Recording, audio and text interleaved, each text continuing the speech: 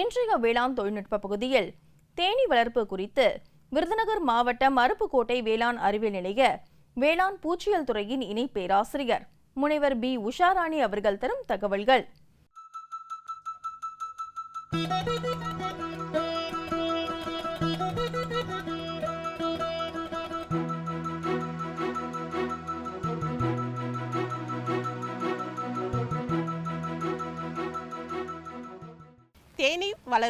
தேனீ வளர்ப்பு என்பது நாம் அனைவரும் செய்யக்கூடிய ஒரு தொழில். ஏனால் தேனீக்கள் வேளாண் தேவதைகள் என்று அழைக்கப்படுகின்றன. ஆகையால் தேனீ வளர்ப்பினை நாம் அனைத்து வயதினரும் ஒரு சுய தொழிலாக நாம் செய்ய வாய்ப்பு உள்ளது. இப்பொழுது நாம் தேனீ இனங்களை பற்றி பார்ப்போம். தேனீ இனங்கள் எத்தனை இனங்கள் காணப்படுகிறது என்றால், தேனீக்களில் 5 வகைகள் உண்டு. முதலாவதாக மலை தேனீ, இரண்டாவதாக கொசு தேனீ, அப்புறம் இந்திய தேனீ, இத்தாலிய தேனீ, சிறு தேனீ என்ற 5 வகையான தேனீ இனங்கள் காணப்படுகின்றன. இவற்றில் நம்மால் வளர்க்கக்கூடியது இந்திய தேனியும் இத்தாலிய தேனியும். இப்பொழுது கொசு தேனியையும் நம்மால் வளர்க்க முடியும். ஆனால் இப்பொழுது பார்த்தீங்கன்னா நம்ம தேனீயை வளர்க்கணும் அப்படின்றது விவசாய மக்கள் மத்தியிலே ரொம்ப பிரபலமாயிருக்கு. ஏன்னா தேனீக்கள் என்ன செய்யும்னா, ஒரு பூவிலிருந்து இன்னொரு பூவிற்கு போகும் பொழுது தானாகவே அயல் மகரந்த சேர்க்கை ஏற்பட்டு தேனீக்கள் மூலம் மகசூல் அதிகரிக்க வாய்ப்புள்ளது.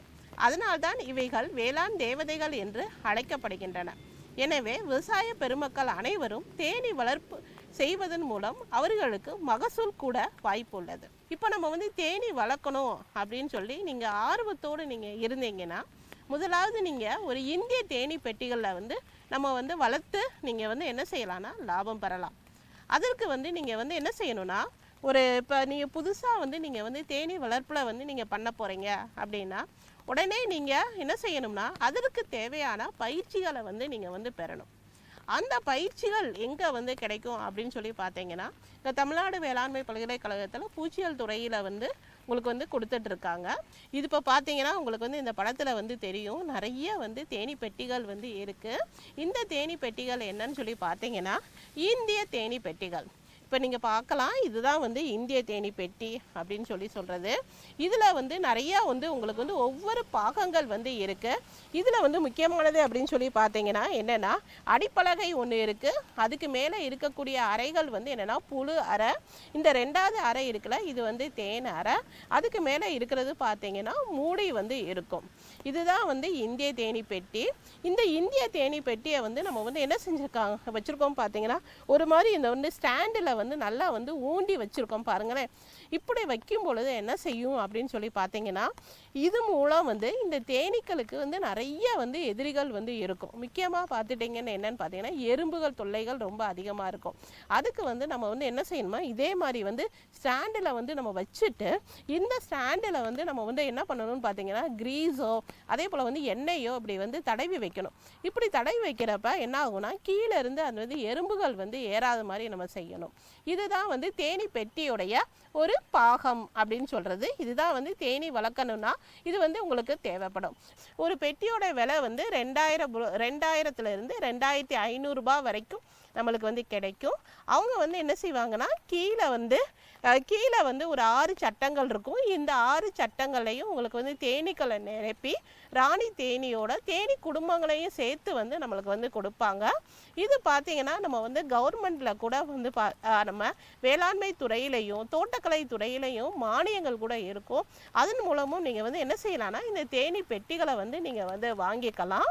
அப்படி இல்லை, நான் ஒரு தொழில் தொடங்கணும்னா ஒரு 2 பெட்டிகளை வைத்து ஒரு குறைந்த முதலீடு தான், ஒரு 5000த்துக்குள்ளே நீங்கள் என்ன செய்யலாம்னா, ஒரு தேனீ வளர்ப்பை ஒரு தொழிலாக செஞ்சு நீங்கள் வாழ்க்கையில் முன்னேறலாம். நிறைய பேர் என்ன செய்கிறாங்கன்னா, தேனீ பெட்டிகளை வாங்கி வச்சுருவாங்க.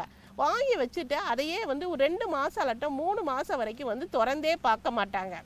அப்புறம் என்ன சொல்லுவாங்கன்னா, தேனீக்கள்லாம் ஓடி போச்சு, பெட்டியை திறந்து பார்த்தோம், தேனீக்கள் ஓடி போயிடுச்சு அப்படின்ற கம்ப்ளைண்ட்டோட சொல்லுவாங்க. அப்படி வந்து நம்ம வந்து செய்யக்கூடாது. எப்பயுமே நீங்கள் வந்து தேனி பெட்டிகளை வாங்கி வச்சீங்கன்னா வாரத்துக்கு ஒரு தடவையாவது அல்லட்டா 3 நாட்களுக்கு ஒரு முறையாவது நம்ம வந்து தேனி பெட்டிகளை வந்து சுத்தம் செய்யணும். முக்கியமாக என்னன்னு பார்த்தீங்கன்னா அந்த அடிப்பலகை இருக்குது பாருங்களேன், அந்த அடிப்பலகையை வந்து நம்ம வந்து கண்டிப்பாக நீங்கள் வந்து சுத்தம் செய்யணும். ஏன்னா வந்து இந்த அடிப்பலகையில் தான் என்ன இருக்கும் அப்படின்னு சொல்லி பார்த்தீங்கன்னா தேனீக்களுடைய ஒரு முக்கியமான ஒரு எதிரி பூச்சி இருக்கும். அதுக்கு பேர் வந்து என்னென்னா மெழுகு அந்து பூச்சின்றது. இந்த மெழுகு அந்து பூச்சி வந்துச்சுன்னா என்ன செய்யணும், தேனி கூட்டமே ஓடி போயிடும். அதனால் வந்து நம்ம வந்து அடிப்பலகையை வந்து சுத்தம் செய்கிறது வந்து ரொம்ப நல்லது. இது வந்து என்னென்னா மெழுகு அந்து பூச்சி தாக்கிய அடை. இந்த மெழுகு அந்து பூச்சின்றது பார்த்தீங்கன்னா என்னென்னா தேனீக்களுக்கு ஒரு முக்கியமான எதிரி. இந்த தேனீக்களுக்கு முக்கியமான எதிரி இந்த மெழுகு அந்து பூச்சி எங்கே வந்து தாக்கும் அப்படின்னு சொல்லி பார்த்துட்டோம்னா இது வந்து கூட்டம் வந்து இல்லாமல் இருந்துச்சுன்னா இந்த தாக்குதல் வந்து ரொம்ப ஆரம்பிச்சிடும்.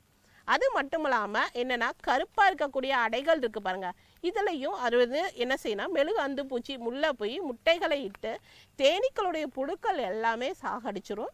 இதை வந்து அதுக்கு தான் வந்து தேனி பெட்டிகளை முறையாக நம்ம வந்து பராமரிப்பு செய்யணும்னு சொல்கிறது. அதுக்கடுத்த அறை அப்படின்னு சொல்லி பார்த்தீங்கன்னா புழு அறை. புழு அறை அப்படின்றப்ப என்னென்னா இதில் தான் வந்து ஒரு தேனீக்கள் வந்து குடும்பமாக இருக்கும், தேனி குடும்பமாக இருக்கும். இந்த தேனி குடும்பமாக இருக்கும் அப்படின்னு சொல்கிறப்ப என்ன, இப்போ நம்மளாம் வந்து ஒரு குடும்பமாக ஒரு சமுதாய வாழ்க்கை வாழ்கிறோம் பாருங்கள், அதே மாதிரி தேனீக்களும் வந்து பார்த்திங்கன்னா ஒரு சமுதாய வாழ்க்கை வந்து வாழ்ந்துட்டுருக்கும். இதில் வந்து முக்கியமானது என்னன்னு பார்த்தீங்கன்னா குடும்பத்தோட தலைவி என்ன அப்படின்னா ஒரு ராணி தேனி தான். இந்த ராணி தேனி தான் வந்து என்ன செய்யணும்னா அந்த குடும்பத்தையே வந்து கட்டி காக்கும். இந்த ராணி தேனியும் ஒரு குடும்பத்தில் வந்து ராணி தேனி இருக்கும், அதுக்கடுத்து வந்து ஒரு சில 100 வந்து ஆண் தேனீக்கள் இருக்கும். அதுக்கடுத்து நிறைய பணிகள் வந்து செய்கிறது என்னன்னு பார்த்தீங்கன்னா ஆயிரக்கணக்கில் இருக்கிறது என்னென்னா வேலைக்கார தேனீக்கள் தான். ஏன்னா வந்து அது பேரே வந்து உங்களுக்கு சொல்லுது, அதாவது வந்து வேலைக்கார தேனீக்கள். இவைகள் ஃபுல்லாக வந்து என்னது வேலை செய்வதற்கே என்று பிறந்தது. அதனால தான் நம்மளாம் வந்து என்ன சொல்லுவாங்கன்னு பார்த்தீங்கன்னா எப்பயுமே வந்து தேனீக்கள் போல் நம்ம வந்து ரொம்ப வந்து சுறுசுறுப்பாக இருக்கணும், எப்பயுமே வந்து நம்ம வந்து ஒரு மாதிரி எனர்ஜியாக இருக்கணும் அப்படின்னு சொல்கிறது வந்து இதனால தான். இந்த வேலைக்கார தேனீக்கள் பிறந்ததுலேருந்து அதனுடைய வேலைகளை வந்து செய்ய ஆரம்பிக்கும். அந்த கூட்டத்தை வந்து என்ன செய்யணும், அந்த கூட்டில் ஏதாவது எதிரிகள் வந்துச்சுன்னா அதை வந்து அந்த கூட்டத்துக்கு வெளியே நின்று காவல் காக்கும். அது போல் வந்து என்ன செய்யணும்னா அதுதான் வந்து என்ன மெழுகு சுரக்கும், இன்னொன்று வந்து அரசக்கூல் அப்படின்ற கூடிய அதை வந்து சுரக்கும். இப்படி வந்து வெளியே போய் நம்ம தேனீக்கள் வந்து அந்த தேன் வந்து உற்பத்தி செய்யும் பாருங்க. அந்த தேனை வந்து எப்படி உற்பத்தி செய்யும்னா இந்த தேனீக்கள், அதாவது இந்த வேலைக்கார தேனீக்கள்லையே ஒரு தேனீக்கள் இருக்குது, அதாவது வந்து இந்த தேனீக்கள் என்ன செய்யும்னா வயல்வெளி தேனீக்கள் அப்படின்றது. இதுதான் வந்து என்ன செய்யும்னா வெளியிலேருந்து போய் அதாவது பூக்கள்ல இருந்து தேவையான மதுரத்தையும் மகரந்தத்தையும் அது வந்து எடுத்துகிட்டு வரும். இந்த மகரந்தம் அப்படின்றது உங்களுக்கு தெரியும், நிறைய பூக்களில் வந்து நம்ம வந்து நசுக்கி பார்க்குறப்ப உள்ளே வந்து என்ன செய்யணும் ஒரு மஞ்சள் கலரில் வந்து பொடி மாதிரி இருக்கும் பாருங்கள், இதுதான் வந்து மகரந்தம் அப்படின்றது. இதை வந்து என்ன செய்யும்னா தேனீக்கள் உட்காந்து தன்னுடைய கால் அமைப்பு வந்து அதுக்கு ஏற்ற மாதிரி இருக்கும். அந்த காலில் வந்து என்ன செய்யும்னா அந்த மகரந்தத்தை சுமந்துட்டு வர்றதுக்கு ஏற்ற மாதிரி மகரந்த கூடை அப்படின்றது, அதாவது வந்து இந்த காலில் தொடைப்பகுதின்னு சொல்லுவோம் பாருங்கள், அதில் வந்து ஒரு மாதிரி குழிவாகவும் அதில் எப்படி இருக்குன்னா நிறைய வந்து மயிர் கால்கள் இருக்கும். அதில் வந்து இந்த மகரந்தத்தை வந்து அது வந்து சுமந்துட்டு வரும். அப்படி சுமந்துட்டு வரும். அப்புறம் வந்து அது வந்து இன்னொன்று வந்து நம்ம பூக்கள்லாம் கிள்ளும் பொழுது அது வந்து ஒரு சின்ன சாறு மாடி வடியும் பாருங்க. இதுக்கு பேர் தான் என்னென்ன அப்படின்னா மதுரம் அப்படின்றது. இந்த மதுரத்தையும் மகரந்தத்தையும் அந்த தேனீக்கள் வயல்வெளி தேனீக்கள் எடுத்துகிட்டு வந்து தன்னுடைய வாயில் இருக்கக்கூடிய அந்த நொதிகள்னால அது என்ன செய்யும்னா அதை வந்து தேனா வந்து அது வயிற்று பகுதிக்கு போகிறப்ப அது வந்து தேனா வந்து உருமாற்றம் அடையும். இப்படி தேனா உருமாற்றம் அடைஞ்சிரும். அதை வந்து என்ன செய்யும்னா தன்னுடைய வாயில் மூலம் அந்த மேல் அறை இருக்குல்ல அதுதான் வந்து தேன் அறை. இந்த தேன் அறைகளில் வந்து என்ன செய்யணும் துப்பி வைக்கும். இப்படியே வந்து அது வந்து என்ன செய்யும்னா சிறுக சிறுக சேமித்து ஃபுல்லாக வந்து மேலே வந்து தேனால் ஃபுல்லாகவே வந்து கட்டிடும். இப்போ அதனால தான் சொல்கிறது இந்த வேலைக்கார தேனீக்கள் தான் மிக முக்கியமான பணியாற்றுது. இதில் ராணி தேனியுடைய வேலை அப்படின்னு சொல்லி என்னன்னு பார்த்தீங்கன்னா இந்த ராணி தேனியுடைய வேலை வந்து என்னென்னா முக்கியமானது முக்கியமானது வந்து இது வந்து என்னென்னா முட்டையிடுற வேலைகள் மட்டும்தான். இது வந்து என்ன செய்யணும், ஒரு நாளைக்கு வந்து ஒரு 2000 முட்டைகள் வரைக்கும் வந்து இடும். இது வந்து ஒரு 3 வருஷம் வரைக்கும் உயிர் வாழும். ஒரு 1.5 வருஷத்துக்கு மேலே வந்து என்ன செய்யணும்னு பார்த்தீங்கன்னா இதோடைய செயல்திறனெல்லாம் கொஞ்சம் கொஞ்சமாக குறைஞ்சிட்டு வரும். அப்போ வந்து என்ன செய்யணும்னா இந்த வேலைக்கார தேனீக்கள் வந்து அதுவே வந்து ரொம்ப வந்து யோசித்து புதுசாக வந்து ராணி தேனீக்களை வந்து உருவாக்குறதுக்கு முயற்சிகள் வந்து எடுக்கும். இப்போ அதனால தான் என்ன சொல்கிறது, இது மட்டும் இல்லாமல் இந்த ராணி தேனீக்கள் வந்து என்ன பண்ணுன்னு பார்த்தீங்கன்னா அந்த கூட்டத்தை வந்து நல்லபடியாக ஒரு மாதிரி வந்து அரவணைச்சு வந்து போகும். இந்த பணிகளுக்கு எல்லாமே வந்து உதவி செய்கிறது என்னன்னு பார்த்தீங்கன்னா இந்த வேலைக்கார தேனீக்கள் தான். வேலைக்கார தேனீக்கள் வந்து என்ன செய்யணும், காவல் காக்கும், உணவு ஊட்டும், எதிரிகள் வந்தால் வந்து அதோட வந்து சண்டை போட்டு வந்து போர் பண்ணும், வயலுக்கு போய் தேவையான தண்ணீரை வந்து எடுத்துகிட்டு வரும். இப்படி வயலுக்கு போயிட்டு அது வந்து என்ன செய்யும், மதுரத்தையும் மகரந்தத்தையும் எடுத்துகிட்டு வரும். தேனீக்களுக்கும் தண்ணி வந்து தேவைப்படும். இப்போ நிறைய இடங்களில் கூட நம்ம வந்து பார்க்கலாம், பைப்புலலாம் வந்து தண்ணி வந்து சொட்டிட்டு இருந்துச்சுன்னு பார்த்துக்கோங்களேன். அப்போ வந்து என்ன செய்யணும், அந்த தேனீக்கள் போய் வந்து அந்த தண்ணிகளை வந்து குடிச்சிட்டு வந்து வரதை நம்ம வந்து பார்க்கலாம். அதனால் வந்து நம்ம வந்து என்ன செய்யலாம்னா எப்பயுமே வந்து ஒரு தேனி பண்ணைகள் நீங்கள் வந்து வைக்கிறீங்கன்னு வச்சுக்கோங்களேன், கொஞ்சம் வந்து என்ன செய்யலாம்னா அங்கங்கே வந்து நம்ம வந்து தண்ணியை வந்து ஒரு சிறு இதில் நம்ம வச்சோன்னா அது வந்து எடுத்துட்டு அது வந்து என்ன செய்யும்னா அதோடைய உடல் சூட்டை வந்து தணிக்கிறதுக்கு வந்து உதவும். இப்படி வந்து உருவாக்குற வந்து தேனை வந்து தேன் அறைகளில் வந்து சேகரிக்கும். கொஞ்ச நாள் ஆனவனையும் இது என்ன செய்யும்னா இந்த தேனை வந்து பக்குவப்படுத்துறதுக்காக நிறைய நேரங்களில் வந்து என்ன செய்யும்னா தன்னுடைய இறக்கைகளை வச்சு என்ன செய்யும்னா வேலைக்கார தேனீக்கள் ஆட்டும். அது மட்டும் இல்லாமல் நல்லா வந்து தேன் வந்து முதுர ஆரம்பிக்கும் பாருங்கள். முதுறது அப்படின்னா அதில் இருக்கக்கூடிய அந்த நீர் சத்து போக போக அப்படியே வந்து அந்த தேன் அறைகளை வந்து ஒரு கவர் மாதிரி போட்டு வந்து மூடிடும். அப்போ வந்து நம்ம வந்து அந்த சட்டங்களை நீங்கள் வந்து தூக்கி பார்க்குறப்ப பார்த்தீங்கன்னா அப்படி ஃபுல்லாக வந்து வெயிட்டாக இருக்கும். ஒரு சட்டத்துலேருந்து நம்ம வந்து 1/2 கிலோ அளவுக்கு கூட நம்ம தேன் எடுக்கலாம். அப்போ நம்ம வந்து தேன் எடுக்கணும்னு நீங்கள் விரும்புகிறீங்க அப்படின்னா மேலே இருக்கக்கூடிய 6 சட்டங்களையும் எடுத்து வந்து நம்ம பிணையக்கூடாது. அதில் வந்து நம்ம வந்து ஒரு சட்டத்தை வந்து விட்டுட்டு இன்னும் இருக்கக்கூடிய அந்த 5 சட்டங்களை எடுத்து நம்ம வந்து என்ன செய்யலாம்னா தேனை வந்து நம்ம வந்து பிணையலாம். தேனை பிணையறதுக்குன்னே நிறைய வந்து தேன் பிழியக்கூடிய இயந்திரங்கள் இருக்குது. அது மூலம் வந்து நம்ம வந்து என்ன செய்யலாம்னா தேனை வந்து நம்ம வந்து பிழிஞ்சு எடுக்கிறப்ப அந்த தேன் அடைகள் வந்து சேதாரம் இல்லாமல் வந்து நல்லபடியாக இருக்கும். ஆகையால் விவசாய பெருமக்கள் நீங்கள் என்ன செய்யணும்னா இப்போ நீங்கள் புதுசாக தேனீ வளர்ப்பு நீங்கள் செய்யணுமா ஒரு 2 பெட்டியை வாங்கி வச்சு கற்றுக்கோங்க. கற்றுக்கிட்டு அதை போய் அந்த பெட்டிகளை போய் நேராக போய் ரொம்ப வந்து வெயிலாக இருக்குன்னு சொல்லி அந்த இடங்கள்லாம் கொண்டு போய் வைக்காமல் இந்த பெட்டிகள் மேலேயே நம்ம வந்து என்ன செய்யலாம்னா தென்னங்கீத்தோ எதையோ வைக்கலாம். அதை வச்சு நல்லா வந்து நீங்கள் வந்து மேலே வந்து அதுக்கு வந்து ஒரு பாதுகாப்பாக ஏற்படுத்துங்க.